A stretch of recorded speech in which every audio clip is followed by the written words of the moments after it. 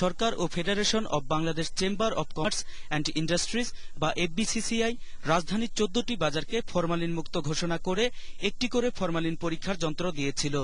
যন্ত্রগুলো বাজার সমিতির নিয়ন্ত্রণে থাকার কথা থাকলেও অনেক বাজারে খুঁজে পাওয়া যায় না এসব যন্ত্র। শান্তিনগর বাজার সমিতির অফিসে প্রবেশ করতে গেলে দেয়া হয় বাধা। তবে রাজধানীর যেসব বাজারে যন্ত্র রয়েছে সেখানেও নেই তার ব্যবহার। প্রতিদিন পরীক্ষা হয় না, সমিতিবদ্ধ না, শুক্রবারে পরীক্ষা করার জন্য লোক দরকার।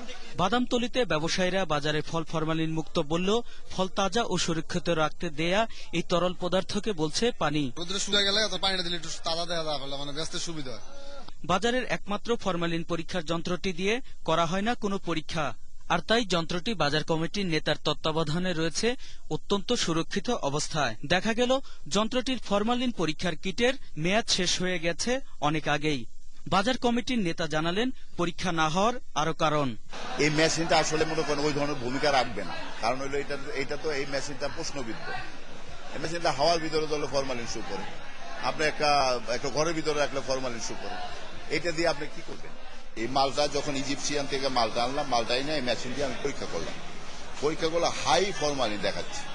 এখন আমার মনে একটা সন্দেহ হইল, তখন এই মালটার কার্টুন আমি সায়েন্স ল্যাবরেটরিতে পাঠাইলাম, পাঠানোর পরে ওখান থেকে রিপোর্টটা আসলো ওখানে কোনো ফরমালিন নাই। ফরমালিন মুক্ত বাজারের উদ্যোগের অসারতার প্রমাণ মিলল পরিবেশ বাঁচাও আন্দোলনের এক গবেষণায়। সেখানে দেখা গেছে মালটায় 100% ও আঙ্গুরে 95% ফরমালিন রয়েছে। অন্যান্য সবজি ও মাছের পরিস্থিতিও ভয়াবহ। ফরমালিন মুক্ত ঘোষণা বাজারেও পাইছি, একই সঙ্গে তো বললাম আমি যে সুপার শপ যারা দাবি করছে বা যেসব দোকান দাবি করছে যে এখানে কেমিক্যাল মুক্ত ফরমালিন মুক্ত বিক্রি করা হয়, সেগুলোও তো পাইছি। মানে তাদের ওই দাবির কোনো সত্যতা আমরা পাইনি। বাজার ফরমালিন মুক্ত করার উদ্যোগ ব্যর্থ হয়েছে বলে স্বীকার করে নিল এফবিসিসিআই। বাজারে একটা মেশিন দিয়ে যখন আমরা মাছটা পরীক্ষা করছি, এই মেশিনটা আবার পরীক্ষা উপযোগী করে তৈরি করার জন্য মেশিনের সময় নিচ্ছে 15 মিনিট। 15 মিনিটের আগে কিন্তু ওই মেশিনটা আবার ওই জায়গায় ফিরে আসছে না। তো সেই ক্ষেত্রে আমি ওই যে 15 মিনিট পর পর একটা মাছ ধরে ধরে পরীক্ষা করব আর তার মধ্য দিয়ে ফরমালিন মুক্ত করব, এইটা আসলে আমার মনে হয় চেষ্টা করে যাচ্ছি, বাট এর মধ্য দিয়ে ফরমালিন মুক্ত হবে না। আলী আহমেদ, 21 টেলিভিশন, ঢাকা।